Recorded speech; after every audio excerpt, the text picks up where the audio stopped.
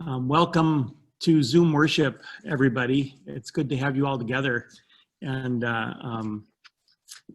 as we begin, I'm gonna read the gospel lesson today, and that's going to be kind of the secondary lesson. And the real lesson is going to come from Genesis, and I'm going to cover about 5 chapters.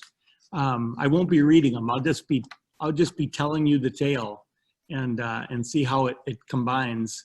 Matthew chapter 14. Jesus withdrew in a boat to a deserted place by himself. This is taking place just after he's heard that John the Baptist, his dear friend, his cousin, who he really thought highly of, has just been beheaded. And so he withdraws in a boat to a deserted place by himself. But when the crowds heard it, they followed him on foot from the towns. When he went ashore, he saw a great crowd, and he had compassion for them and cured their sick. When it was evening, the disciples came to him and said, "This is a deserted place, and the hour is now late. Send the crowds away so that they may go into the villages and buy food for themselves." Jesus said to them, "They need not go away. You give them something to eat." They replied, "We have nothing here but 5 loaves and 2 fish." And he said, "Bring them here to me." Then he ordered the crowds to sit down on the grass.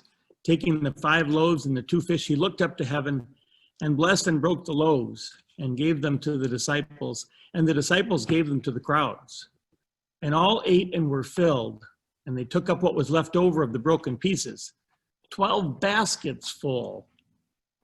And those who ate were about 5,000 men, besides women and children. This is the gospel of the Lord. Of course, always the first question is, I wonder how many baskets they collect at the end of that whole thing if the women and children hadn't come along.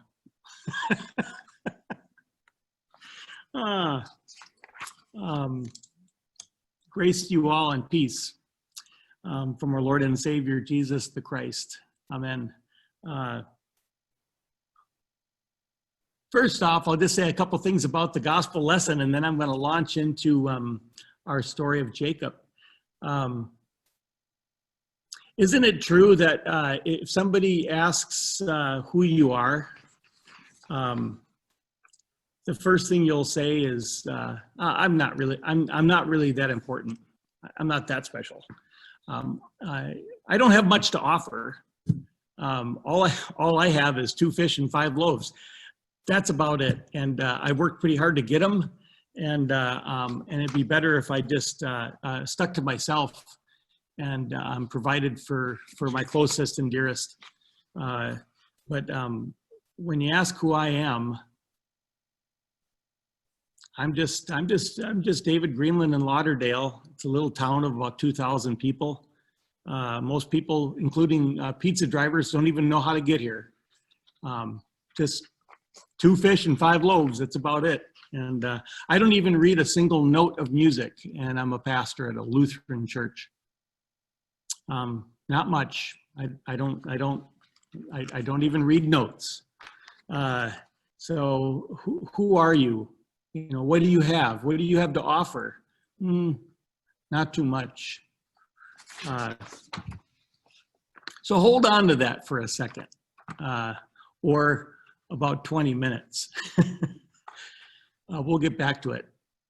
So the story of Jacob can't begin with Jacob. It always has to begin with Abraham and Isaac.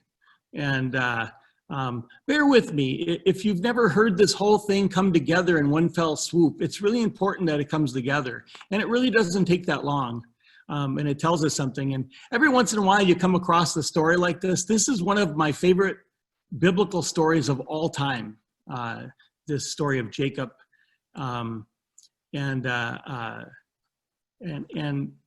you'd think I'd seen this before, but I'd never seen it before. I've got a new detail to add to the story that it's been right there in front of my eyes, and I've never caught it. And I think it's pretty key. I don't know how I could have understood it without seeing this before.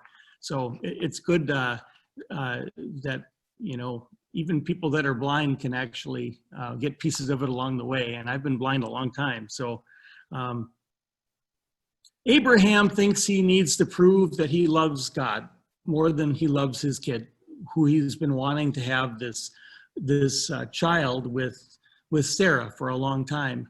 And in their old age, 89 and 99, they finally have a child together, Sarah and Abraham. And in order to prove that he loves him, he takes Isaac, this one born from Sarah, takes him up on the mountain to prove to God that he loves him more than his son that he's been waiting his whole life for. So he takes him up on the mountain, doesn't tell him what he's doing. He makes him carry the wood for a burnt offering. And along the way, just as they're getting up there, Isaac says, where's the ram that we're going to have for a sacrifice, Papa? And he says, God will provide. And when they finally get up there, he has them set the altar up, and the fire is all set to burn with the strike of one little flint, and it'll burst into flame, and then they'll have to find their sacrifice. At that very moment, after he sets the kindling down, Abraham grabs the boy as hard as he can, squeezes him, ties him up, binds him, and then ties him so tight he can't move, and sticks him on top of this pyre of wood. Obvious that he's the sacrifice. And I can only imagine Abraham going on about how this is to prove that he loves God more than anything. All the while, Isaac is screaming, and at the very last minute before he kills him, because he doesn't want to burn him to death. That would be an awful memory to remember your child howling in pain. So let's just knife him, kill him, and then burn him. And right before he goes to kill him, an angel of the Lord appears and stops his hand and says, "No, Abraham, I trust you now. Don't harm the boy." And at that very moment, a sheep shows up, a ram stuck in the thicket, and he runs over, grabs it, loosens Isaac from the wood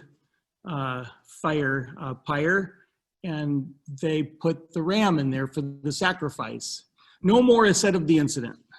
No more is said of a conversation they might have had, an apology, a binding hug, a word of "I love you. I can't believe that I did that. I can't believe God would have," and blame it on God, blame it on something. We don't know what the backstory is. All we do know is that Abraham goes back down the mountain one way, Isaac goes the other way. And from that moment on in the history of Isaac, he's the weakest character in the whole Bible. He's broken after that, and he's never fixed. He's never healed. He spends the rest of his entire life on his deathbed, and it's a long life. Virtually blind.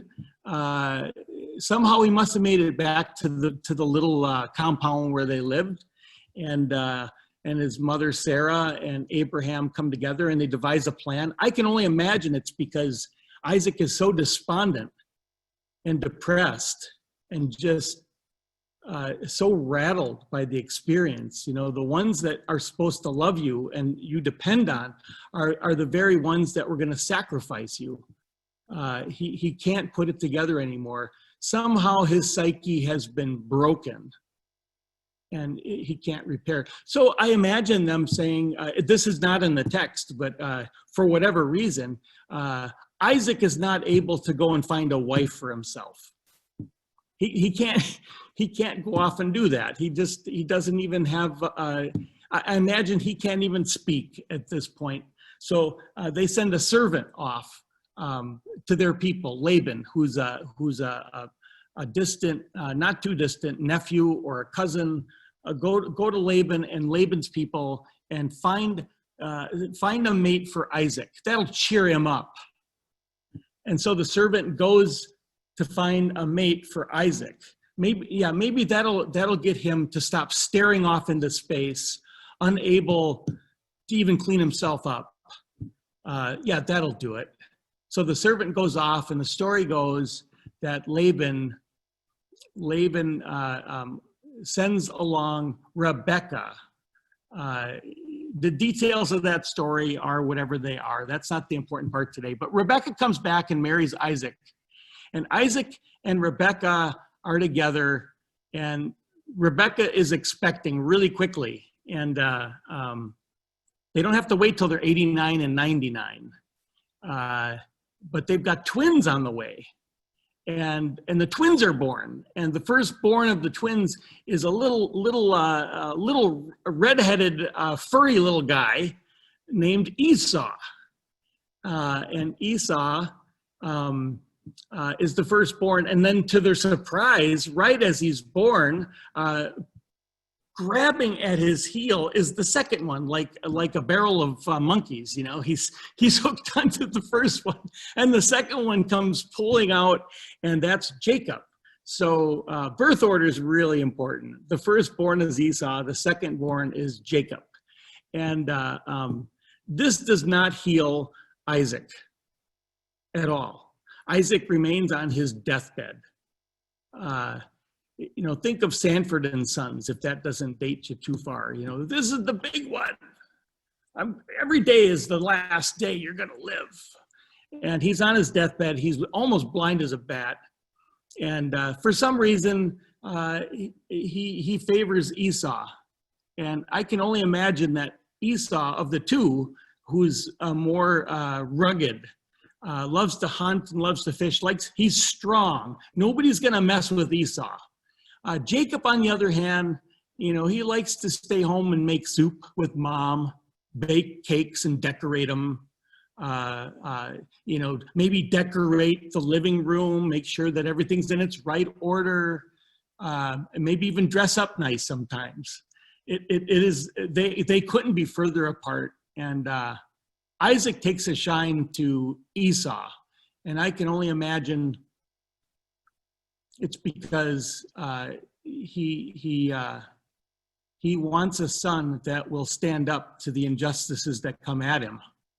He wants somebody that will not take what he had to take from Abraham.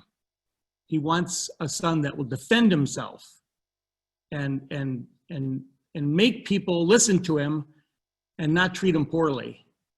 Whereas Jacob, you know, is a little bit more soft-spoken. Mom takes a shine to him, and before you know it, the result of the rest of the story is because of a couple parents that, you know, just pit the boys against each other. You know, I don't know if you've ever seen that or participated in that or had that happen to you, but it does happen. And Esau is supposed to have the birthright, you know, all the wealth of the family when it went at the end of parents' life, and the blessing, you know, the blessing of the family to, you know, live long and prosper, and the Lord will be with you, the birthright and the blessing. And Rebecca's not going to have anything to do with this. Rebecca wants her boy to have the blessing and the birthright. So she sets him up to cheat to get this birthright and blessing. And so Jacob is the first to say, well, how am I going to fool the old man? You know, I know he's blind, but as soon as he brings me forward, he's going to smell, you know, aftershave on me and Old Spice deodorant. He's going to feel that I'm nicely shaved and my arms are nice and smooth, not rough and full of hair and burly like my brother. So she says, I've got this covered. What you're gonna do is you're gonna stop showering. You're gonna quit that deodorant business. No aftershave. You're gonna stop shaving, even if that doesn't make a difference. And we're gonna put some sheep hides on you, so that when Dad, who's on his deathbed, who's probably in his 30s.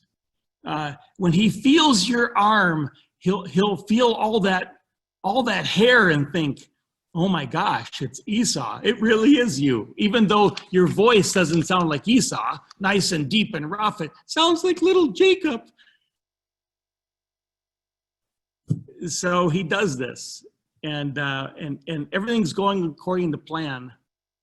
And but before this happens, he cheats his brother Esau out of his birthright and blessing, because he comes back from a long day of hunting, and he's famished. And Jacob says to Esau, "I bet you you're hungry." He says, "Oh, I'm so hungry I could die."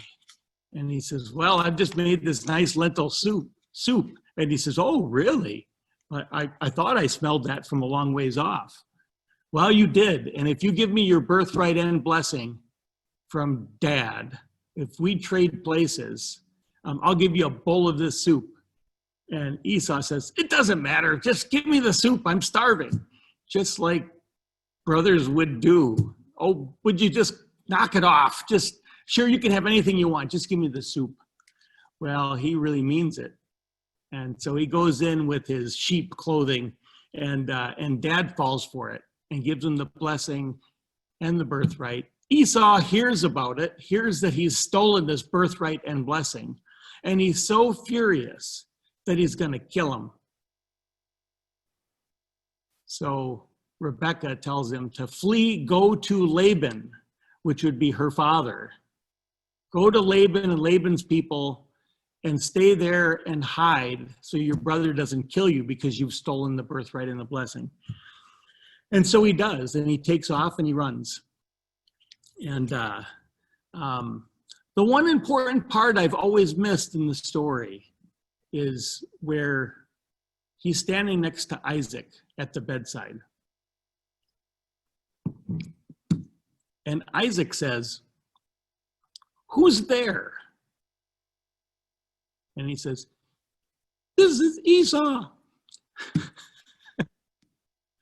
So, "Well, you don't sound like Esau." "Hey, I mean, this is Esau." I still don't buy it. "Are you really Esau?" "Yeah." "Let me feel you. Come close." And he feels him. He says, "Well, you feel like Esau. You certainly smell like Esau. You smell like a beast." I've always missed it. I've always missed where he was asked, "Who are you?" And he answers, "I am Esau." He doesn't answer with the honesty of who he is. He is Jacob. He doesn't own that. So fast forward ahead 21 years. He's been with Laban. The details of that are actually very fascinating. We should just make a videotape of that whole story. I think that would be fascinating. But he's cheated out of the ability to marry Rachel, who he really wants. She's the looker, but she's the second born daughter. And at the wedding day for what he thinks is Rachel, 7 years later, he's got to work 7 years to get the hand of Rachel. And he lifts the veil on their wedding night, and oh my gosh, it's not Rachel, it's Leah. And I've already said I do. I've already signed the certificate. And you've tricked me. I didn't want Leah, I wanted Rachel. And you can only imagine that Leah's standing right there, how that's going to go for that marriage. I really wanted the sister. And well, the custom is you have to marry the firstborn before the secondborn. If you want the secondborn, you got to work 7 more years. So 14 years go by, and he finally gets the hand of Rachel. And then they start having children, and 12 in all. And then he works for 7 more years for Laban. Where's he going to go? He can't go home. Esau's going to kill him. And so after 7 years, everything he touches seems to go well. And he ends up with a lot of cattle, a lot of camels, a lot of yaks, a lot of pigeons and chickens and roosters. And he does pretty dang well. And I'll throw Falconer in there, Falcon every once in a while, and he's got a full-blown ranch and a zoo by the time it's done. And the one thing he doesn't have is the ability to sleep. He just can't sleep. He can't help but thinking about all these years that he's been tricked by Laban. And then he remembers all these years that Esau was tricked by him. You know, the one person you're closest to is your siblings, if you've got one or two or three. And if you've got them, you guys were both at the scene of the crime. You might not agree with each other. You might not even like each other. But you've got memories, and you hold up a mirror for each other for the rest of your life, like it or not. And he knows he did something awful to Esau, and he can't take it anymore. So he tells his wives and children and his entourage, we're going back. I have to face up to who I am and what I've done. I need to go back. And all of this wealth I've accumulated, I'm going to send that back to Esau as a gift. And so he does. He sends these scouts out first and says to Esau that Jacob wants to come home and make things right. So he's coming with all these gifts of cattle and a full-blown zoo for you. And he wants to make it right. Esau doesn't answer. He just mounts his camel along with 400 men mounting their camels with all their gear. And they start racing across the desert. And the scouts make it back to them a couple days earlier. Maybe it's easier to ride 2 people on a camel than 400 men on a camel. I imagine that's true. He makes it back to Jacob, who's en route. And Jacob says, what'd you find out? And he says, he's coming with 400 men.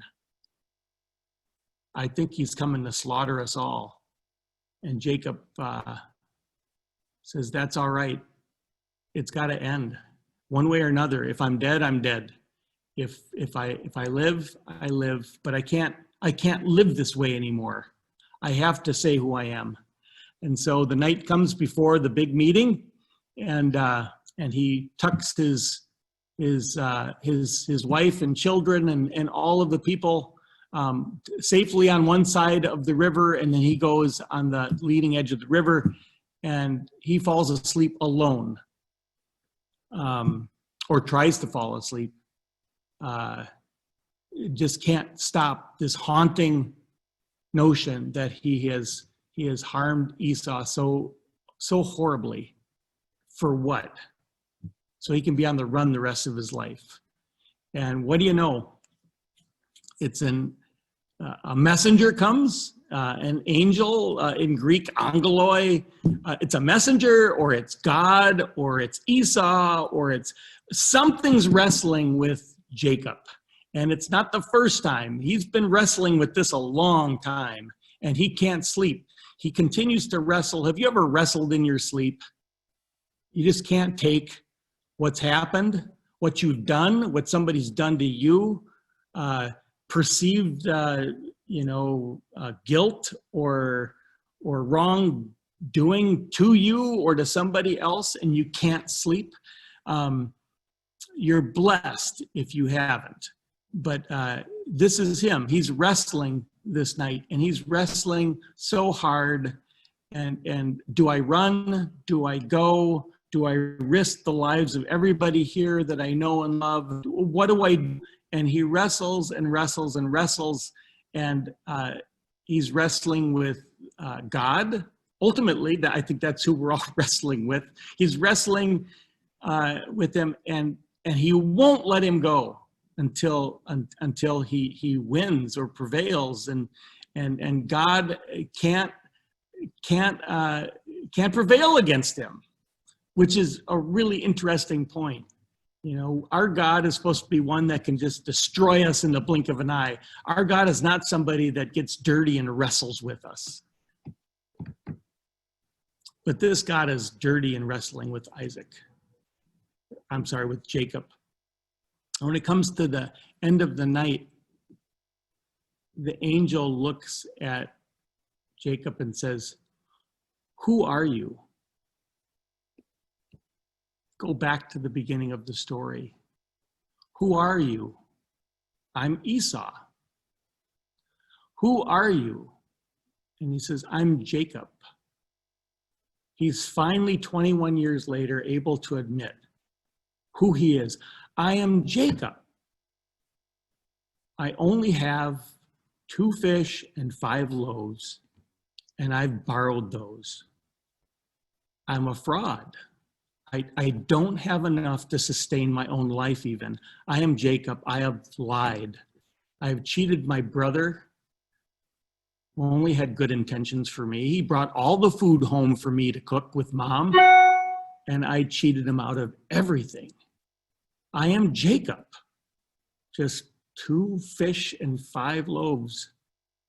Barely enough to feed myself. That's all I am. And the angel says, good answer. Good answer. You are only Jacob. And because of that, you have not let me go. And you have striven and you have wrestled and you have come to an understanding of who you really are. So you are going to be called Israel from now on. You've striven with God and haven't stopped. But who are you? And of course, the angel doesn't say. Falls on his leg and he ends up limping from there on out. No matter how it's going to come out, good or bad, we end up limping away from those struggles. It's just part of the deal. So the next morning he gets up and across the horizon, he sends the camels and the goats and the cattle. He sends the yaks. He sends the rabbits, the chickens. He sends everything ahead, 20,000 or so. You know, it's hyperbole for sure. And Esau rides his camel past everybody and comes right to Jacob. And he thinks, well, here it is. I deserve everything he can give me.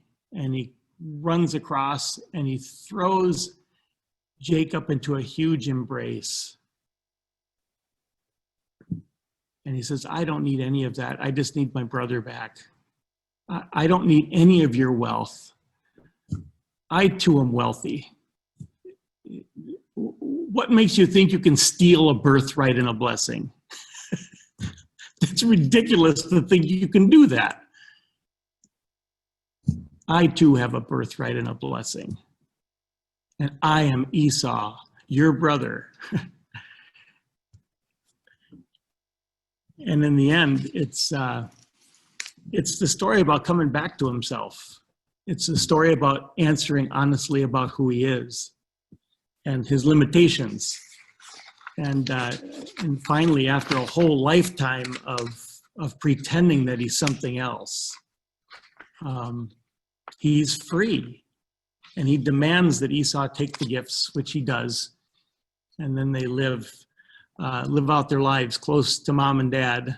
And by the way, all these years, 21 years later, Isaac is still on his same bed. No kidding. You can read it. He's still dying on his same bed, wounded forever, because in some way or another, you know, Isaac was never, he was never able to come to terms with who he was. I am Isaac. I am the son of Abraham. Yeah, I can't blame Abraham for everything in my life. I need to get up out of my bed and walk. So the question is, who are you? Who are you? You know, who am I? You know, I'm just Dave Greenland. I'm just Dave Greenland. I've got 2 fish and 5 loaves. That's it. And my little voice isn't going to help much in the world. Not really. Not really. I mean, my wearing a mask. I mean, how much can that really help? So I am Dave Greenland. I wear the mask because I'm told to, and I'm forced to do that, and it's taking away my civil rights. Or I can say, I am Dave Greenland. I wear this mask because I realize that I'll probably do okay.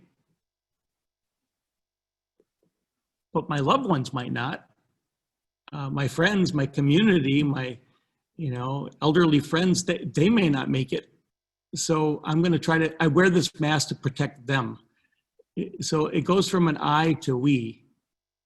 And so who am I? I'm Dave Greenland. I wear a mask, God dang it, when I can remember it. And I'm getting better at it. I'm Dave Greenland, and I come closer than 6 feet. And I try not to, but I forget. I'm Dave Greenland, who puts Black Lives Matter signs up in his yard because, it's a system that I inherited. I couldn't say I'm Dave Greenland. I don't have slaves, never did, never would, never stand for slavery. So it's not for me to reconcile. Racism is not my deal. That was my forefathers. That was Abraham who tried to sacrifice me on the pyre of slavery. Or I can say, I benefit from a system of apartheid in our nation. And I'm going to do my level best to figure out how I can get in the conversation and do some action and care and do it visibly, because I'm connected to everybody, and everybody does well when everybody does well. So who are you? And in the end, all we are is, if we're lucky, we have 2 fish and 5 loaves. And the problem is we think that that's barely enough to feed us. So we want to sneak off by ourselves and eat it on our own. So let's send everybody away so that they can go get something to eat, and we can eat the little that we have here, Jesus. Let's just do this. And Jesus says, no. Who are you? You have 2 fish and 5 loaves. Let's break it and share it. Share what little you got, David Greenland. Share it. And you'll be surprised at how much will come back in the community, sitting together. But it takes us a lifetime to get there, doesn't it? So that's the whole point of my sermon today. It's a long way home. 21 years, it's a long way home. And I think that journey is Jacob's real ladder of his life, and it's our real ladder, coming home to who we are. No more excuses. This is the real blessing. That's it. Don't look like you're expecting anything else. That's all. That's all I got. 2 fish, 5 loaves. I've shared them with you. I'm hungry and I'm tired. And I know it'll come back to me like crazy. And offerings this week. See, this is where it would be so nice to be in person, because you guys would all be chirping like birds and yelling back at me and telling me I'm right or I'm wrong, or it's so hard to do this in a vacuum. But thanks for being here. Offerings today. Does anybody have an offering that they'd like to put up for each other? A word of hope, a song. Daryl, you got one? You got to unmute yourself if you got something.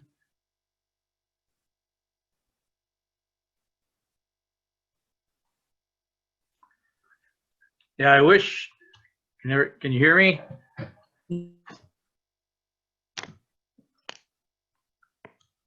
I was rolling. Oh, something happened to you. Oh, Go again. I was rollerblading this morning, and I was by the Falcon Heights Fire Department, and Canadian geese covered Larpenteur Avenue, both lanes, on both sides of the road, and there was about 6 or 7 cars sitting waiting for these geese to get off the road. And I'm thinking to myself, It's a protest. It's a peaceful protest. And they did not move for at least 5 minutes until somebody finally got out of their car and shooed them off the street. But even cars that were going slow trying to get the geese to move, the geese would not move. I wish I could have taken a movie of it and shown it, but I just thought, what a great peaceful protest. What they were protesting, I have no idea. Daryl, I saw you in Falcon Heights. I was in my car and I saw you rollerblading and I was like, oh my God, look at that guy. It was amazing. That's great. Thank you, Daryl. Who's next? It looks like Vicki Mackerman is getting queued up there. You have to unmute yourself, Vicki.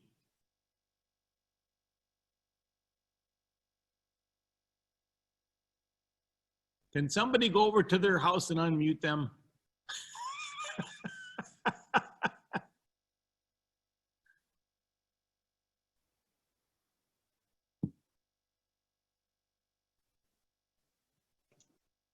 Now we're all froze up. Vicki, you gotta unmute yourself.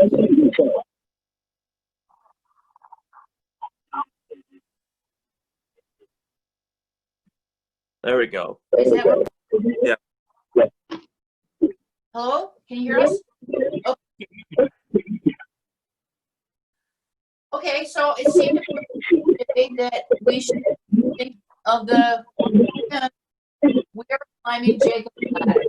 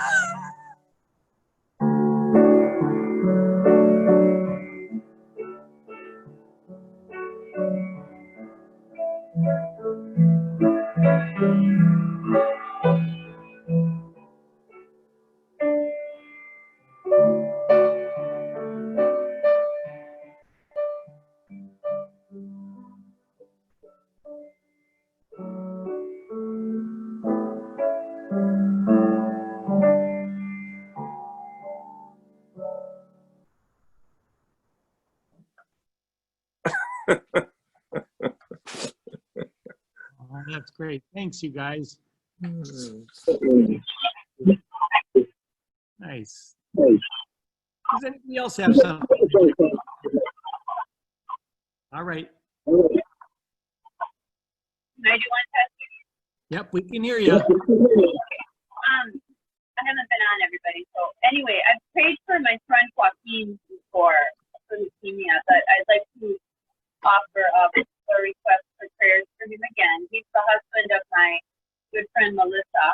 He's in his early 50s, and a year ago May was diagnosed with an acute leukemia, and is still plugging along, but is running with fewer treatment options that continue to grow.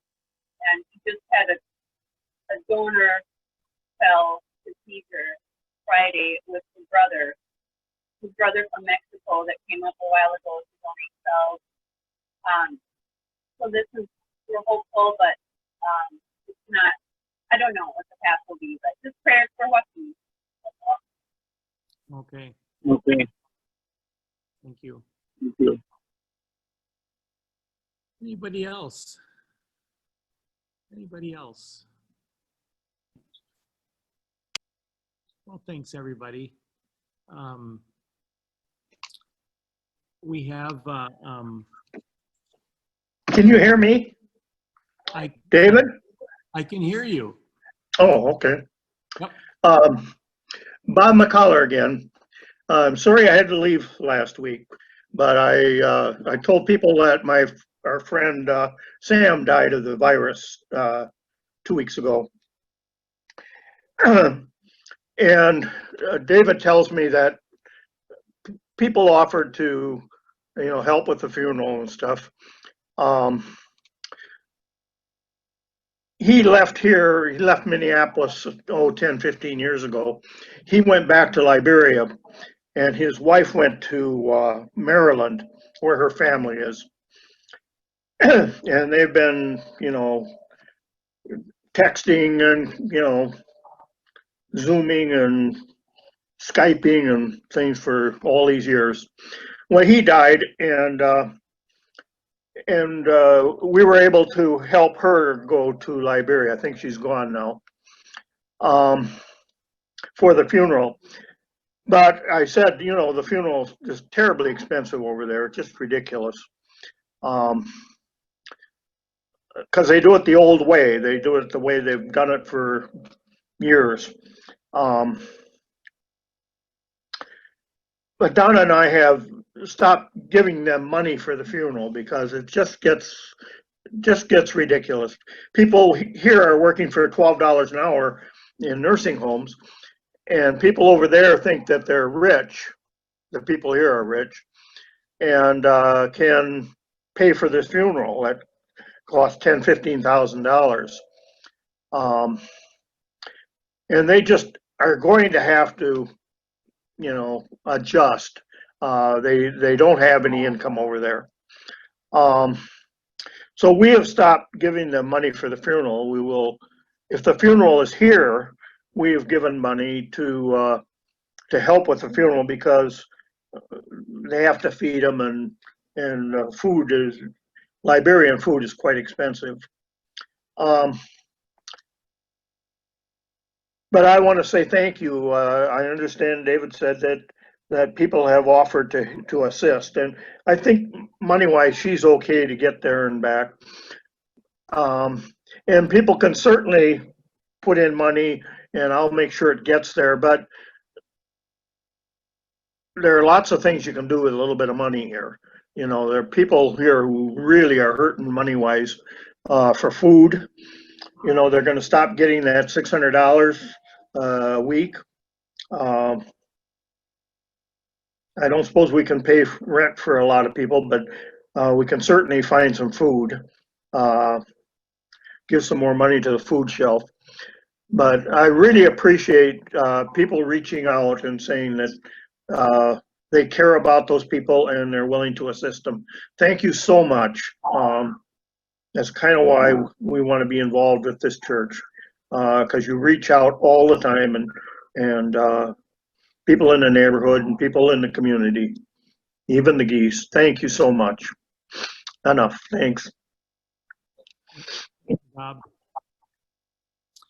And again, if people have, if anybody out there in our community has any needs, please let us know, and we can help funnel some of the money that's been gathered together. Oh, hold on, we've got a bird here from Marcia Krantz. Yeah, he just started in right now.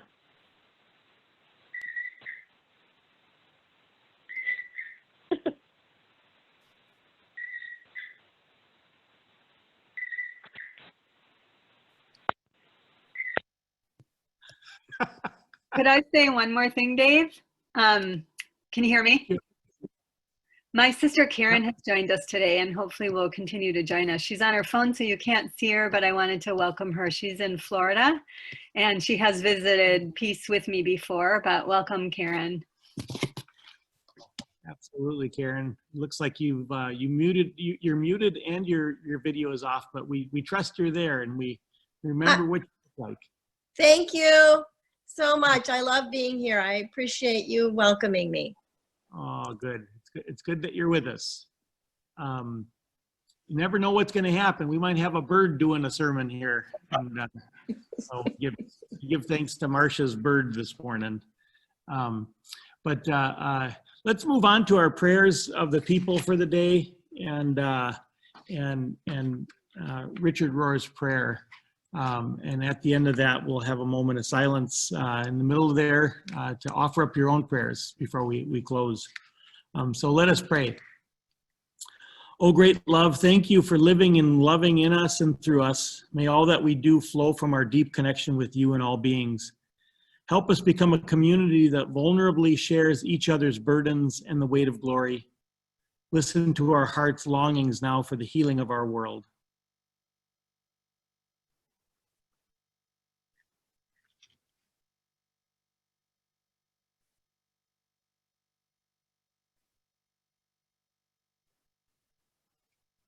Pray for all those that are sick and in need of healing, those with the virus, those that are treating folks on the front line with the virus, making sure that people still have grocery stores to go to, be with all those that are grieving the loss of loved ones, be with those that are so saddened that they can't be with loved ones in the hospital or nursing homes, be with those that are suffering from cancer, and all kinds of ailments, be with those that are recovering from knee surgeries and hip surgeries and all kinds of things. Help us to know what we can do to make it better.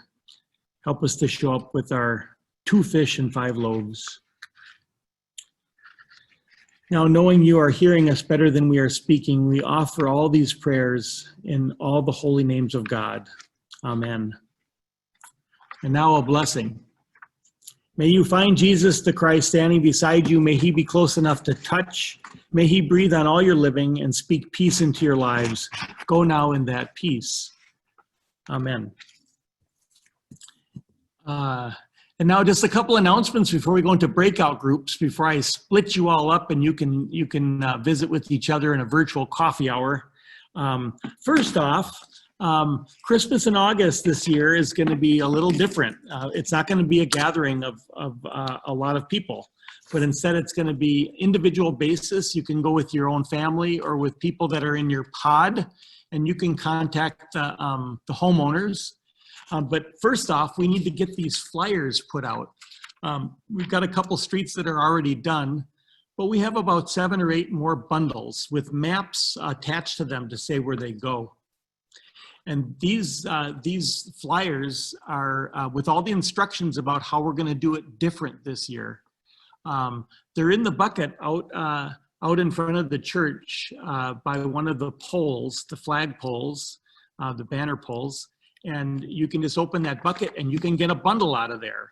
And when you're done, if you could bring the map back so that I know that that street's been done, that would be great. And there's no deadline, there's no date on this flyer. There's nothing that says that we're doing it on this particular day and forward. It's just going to be ongoing. And we're going to have a bulletin board outside by the garden. We already have it. We'll put it back encased in plexiglass, and we're going to create a jobs board where we'll vet all of the projects, make sure that there are things that we can do, and then we'll put them in categories according to plumbing, electrical, landscaping, tree trimming, painting, all kinds of things. And then you can go if you're ready to spend a day doing something with somebody, you can take that off of there. Just take one at a time off of the board, so that you don't end up with 5 in your car thinking that you could get to 5 and you only got to 2, and then you've got 3 that are lost forever. But if you could just take the ones that you're able to do, in this way you can actually pick through the jobs and see what you'd like to do. There's a lot of jobs that nobody likes to do, but I trust that it'll get done. We're going to triage the worst jobs, the ones that really need to be done now. And as I say in this flyer, if there's water shooting out of your electrical outlets, there's something really wrong, and we'll try to do our best to get to you first.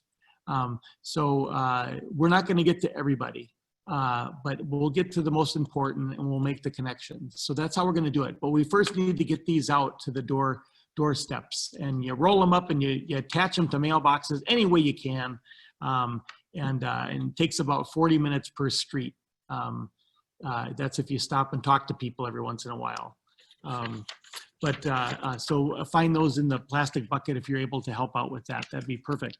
The other is we've got these Black Lives Matter signs that were donated. by Christina. And if you'd like one of these, they're about $8 as a donation. That's what they cost. And she donated that, but if we wanted to just collect that, if you'd like to donate, if you can have one. There's about 6 or 7 of them left on the front steps of the church. We started with 20. So if you'd like one, take a wire that attaches to it and put it in your front yard as a way of being in solidarity with our brothers and sisters. So that's my 2 announcements for the day. The garden is looking good outside. It's looking fabulous. And I saw Lynn Berkland walking down the street yesterday all the way to the church and back with her little gimp leg. She's got a new knee. And she's been so inspiring. She's inspired my wife Karen to get a new knee. So she's scheduled for November 4th to have a knee replacement. And she needs both knees, but she's going to do one at a time. And so she said, well, if Lynn can do it, I can do it. So that's the way it's going to go. But any other announcements that you'd like to raise up before we go to breakout groups? Any other? Yep. Just unmute yourself, Karen.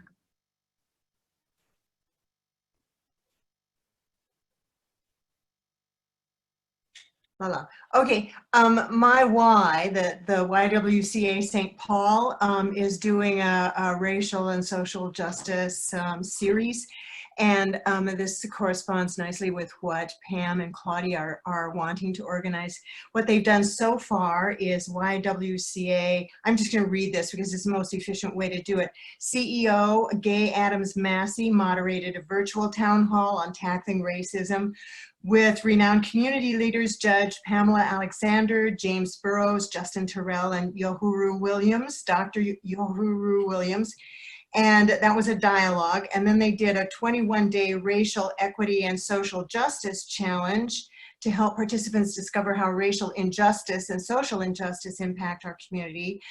For 21 days, participants were presented with challenges such as reading an article, listening to a podcast, reflecting on personal experience, taking action to effect change. And coming up, there's an equity and justice conversation on 8/5, and this is the same day that Claudia and Pam are having their meeting, but it's not at the same time. The Y is hosting a series of community conversations, each focused on a specific topic, reflecting the serious consequences of racism. Our first virtual conversation, to be held Wednesday, August 5th, 4:30 to 5:30 p.m. will focus on homelessness and housing and features Dr. Yohuru Williams and Gay Adams Massey. We invite everyone who wants to learn more to sign up. And I thought this we should know about this program because it's ongoing and something that one might want to consider incorporating into what Pam and Claudia are organizing. So I just thought I'd bring that to the attention. Okay. I wonder if you could send an email of that. Okay. To the office or to me, either way or both. Okay. And I'll see if I can pass that on so people get those specifics. Okay. That'd be great. Perfect. Thank you. Uh-huh. Pam or Claudia? Okay, Claudia. And as a nice segue to Karen's, you can watch the YMCA from 4:30 to 5:30 and then have dinner and then join us at 7 o'clock with the Zoom meeting, organizational meeting to see what we want this group to be. I am going to try to send out an invitation tomorrow already. So it'll be in an email. And then that way, if you know of somebody you want to pass that on to, you can. And then we will join together at 7 o'clock on Wednesday, August 5th. Okay. Are you going to send an email out to people that respond that they'd like to join? Or are you just going to do a blanket one to the whole membership and anybody else that writes along too? The latter. I'm going to send it out to Peace members. So if you want to join in, you can join in. Yes. Okay. Yes. That sounds good. Or you can send that invitation to somebody else if you know of someone that you think would be good to have in this group or would be interested. Okay. Pam, anything else? No, you guys covered it really well. Thank you. Great. Thanks for all your work on that, Pam and Claudia and everybody. So can I just mention one thing about the garden? Yeah. So the garden, as you said, is doing really well. And I'd encourage anybody who is in